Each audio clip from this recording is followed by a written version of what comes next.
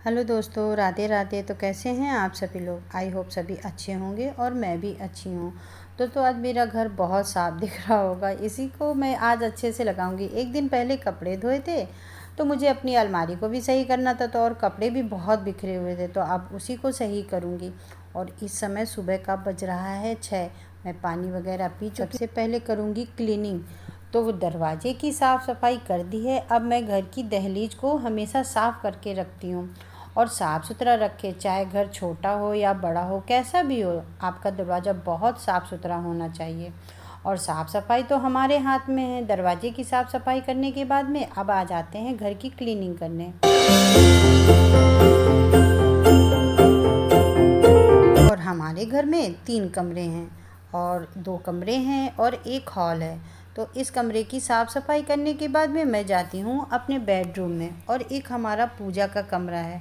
तो यही 3 कमरे हैं, तो इनको अच्छे से साफ़ सफाई करती हूँ। घर का साफ़ सफाई का जो काम है ना, वो मुझे सुबह ही पसंद करती हूँ। नहाने से पहले जो साफ़ सफाई हो जाती है ना, इसकी बात ही कुछ अलग होती है। नहाने के बाद में मेरा बिल्कुल साफ़ सफाई करने का मन नहीं करता है। कभी भी मुझे नहीं अच्छा लगता है कि नहाने के बाद में मैं साफ़ सफाई करूँ। ज़्यादातर जितना भी सफाई का है, जैसे झाड़ू हो गया, पोछा हो गया, मैं हमेशा नहाने के पहले ही सुबह ही कर लेती हूँ।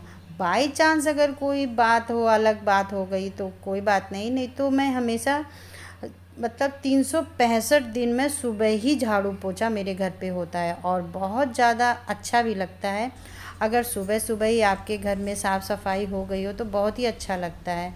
और साफ़ सुथरा घर सुबह सुबह किसे पसंद नहीं आता है? साफ़ सुथरा घर हम सबको ही पसंद है। और बहुत तरीके से भी देखा जाए ना, तो सुबह पूजा पाठ की जो टाइमिंग होती है वो सुबह ही की होती है।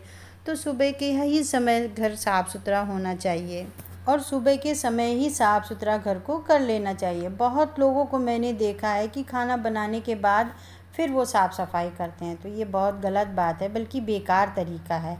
बिल्कुल नहीं करना चाहिए। हमारे यहाँ तो सुबह ही के समय में साफ़ सफाई हो जाती है। और मेरा घर जो है ना, बहुत खुला खुला बना हुआ है और मुझे खुले हुए घर पसंद भी बहुत हैं। और मैं सच बताऊं, जिन कमरों में रोशनी आती है ना, उनकी बात ही अलग होती है। और मुझे अंधेरा बिल्कुल अच्छा नहीं लगता है। इसी वजह से मेरा घर मुझे फेवरेट है, मतलब बहुत पसंद है। और मैं अब पूरे घर में पोछा लगाऊंगी। मुझे बैठकर पोछा लगाने की आदत है तो मुझे पसंद भी है। लगता नहीं है कि ये आदत मेरी कभी जाने वाली है। और मुझे बैठकर पोछा लगाना इसलिए भी अच्छा लगता है कि इसके बेनिफिट बहुत है, हेल्थ को लेकर तो बहुत ही ज़्यादा है। और अच्छा भी रहता है कि बैठकर पोछा लगाना चाहिए, और मुझे पसंद भी है। तो नहाने के बाद में ठाकुर जी की सेवा पूजा,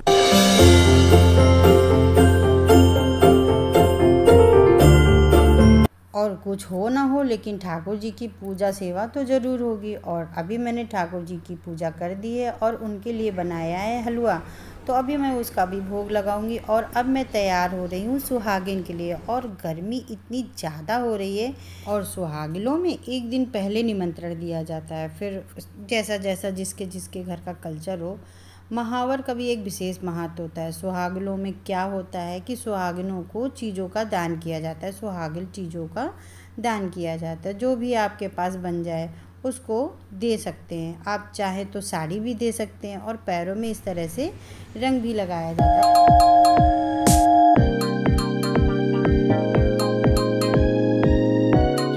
और आज सुबह से बहुत ज़्यादा भागम भाग हो गई, और अपने लिए मैंने चाय बनाई है तो पीऊँगी। और गर्मी चाहे जितनी भी हो, चाय फिर भी पीनी है। चाय लवर है ना। और मुझे ना अकेले समय बिताना ना बहुत अच्छा लगता है, मतलब बहुत पसंद है। मन ही मन सोचती रहती हूँ, और लोग मुझसे कहते हैं ना मुझे अकेले अच्छा नहीं लगता है, लेकिन मुझे तो अकेले में वक्त गुजारना बहुत अच्छा लगता है। खुद से खुद की बातें करना बहुत अच्छा लगता है। आप लोग भी करके देखिए, बहुत अच्छा वाला एक्सपीरियंस है। लोगों की भीड़ से अलग हम खुद से बातें करें ना, तो बहुत ही बढ़िया वाला समय बीतता है। और चाय वाय पीने के बाद में अब मुझे चलना है किचन में, क्योंकि मुझे खाना भी बनाना है। तो आज मैं बना रही हूँ आलू और लोबिया की सब्ज़ी। हाँ, इसे बीन्स भी बोलते हैं। तो आज मैं सब्ज़ी बनाने जा रही हूँ आलू और लोबिया की। और मैं आपको एक बात बताऊँ, अगर औरत ना चाहे ना तो 1 मिनट की भी फुर्सत नहीं होती है। घर के काम है कि ख़त्म होने वाले ही नहीं होते हैं। आपको ना बुरे लोगों से हमेशा दूर रहना चाहिए। बुरे लोग आपकी चाहे फैमिली मेम्बर्स हों या आपके पड़ोसी हों या आपके ऑफिस में हो, ऐसे लोग ना हमेशा इनसे दूर रहना चाहिए। क्योंकि ये लोग करते क्या हैं, ये सिर्फ परेशान करते हैं और मेंटली डिस्टर्ब करते हैं। क्योंकि इनको अच्छे से पता होता है कि कौन सी बात इन्हें ऐसी करनी है जिससे ये परेशान होंगे और डिस्टर्ब हो जाएंगे। और ऐसे लोग ना अच्छे से जानते हैं कि हमारी या आपकी कमजोरी क्या है, इसलिए जानबूझकर ऐसी बात करते हैं जो डायरेक्ट आपके दिल पर लगे। तो ऐसे लोगों से ना हमेशा दूर और लोगों को खुश करना तो बिल्कुल छोड़ दे, बिल्कुल ही छोड़ दे। आप कुछ भी कर लें वो आपसे खुश होने वाले नहीं हैं।